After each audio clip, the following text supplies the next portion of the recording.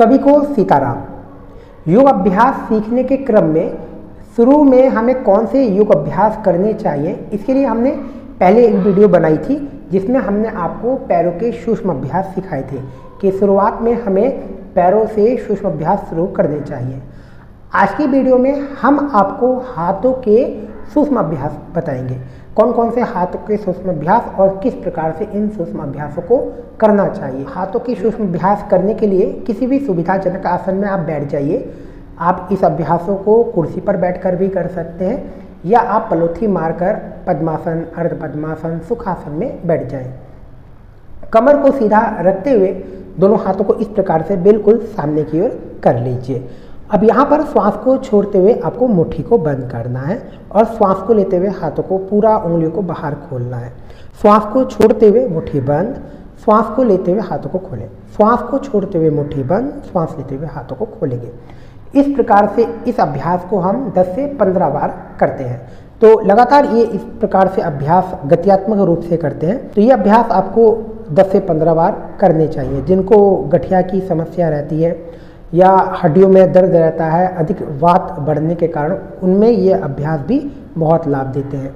अगला अभ्यास इस प्रकार से करते हैं कि अंगूठा अंदर और मुट्ठी बंद कर लेना है।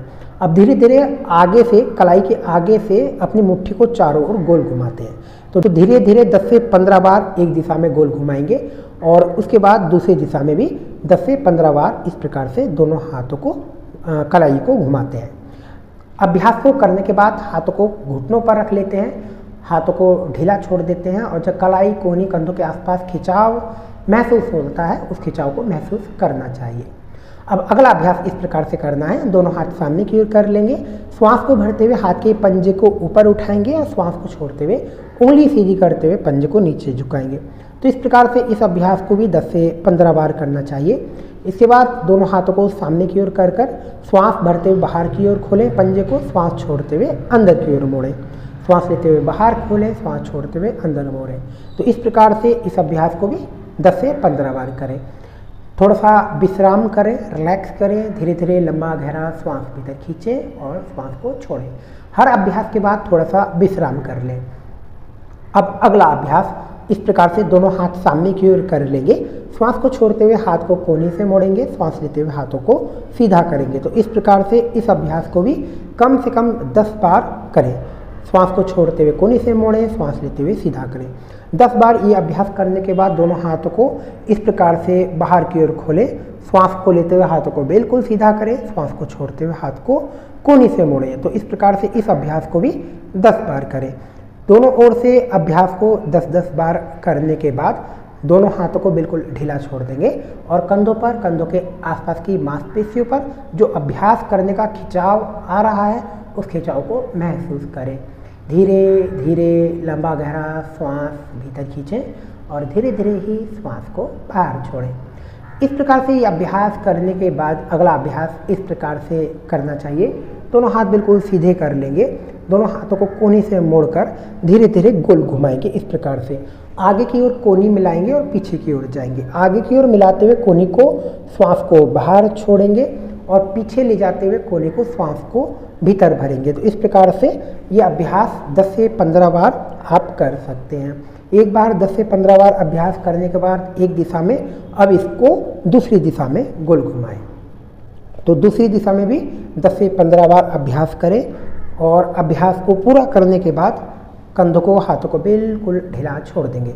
दोनों हाथ घुटनों पर रख लेंगे और कंधों पर, कंधों के आसपास की मांसपेशियों पर जो खिंचाव आ रहा है उस खिंचाव को महसूस करेंगे। धीरे धीरे लंबा गहरा श्वास भीतर भरेंगे और धीरे धीरे ही श्वास को बाहर छोड़ेंगे।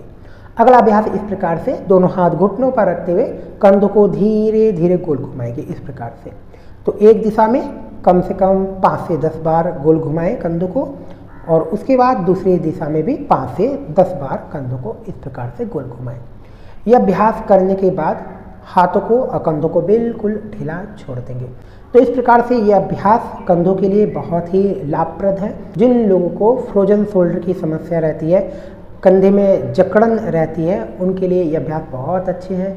जो पूरे दिन बैठकर कंप्यूटर पर ऑफिस वर्क करते हैं या बैठने का काम रहता है, उनको यह अभ्यास दिन में एक बार जरूर करने चाहिए। यह अभ्यास आप कभी भी कर सकते हैं।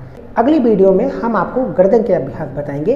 कौन कौन से गर्दन के अभ्यास आपको नियमित रूप से करने चाहिए, जो आपके गर्दन दर्द की समस्या से भी आपको बचाते हैं, साथ में आपकी गर्दन की मांसपेशियों और कशेरुकाओं को स्वस्थ बनाए रखते हैं। और आज की इस वीडियो में अगर आपको दी गई जानकारी अच्छी लगी हो तो वीडियो को लाइक कर दीजिए, और अगर आप हमारे चैनल पर नए हैं तो चैनल को जरूर आप सब्सक्राइब कर लीजिए। मैं मिलता हूँ आपको फिर से अगली वीडियो में एक नए योग अभ्यास के साथ। सीताराम।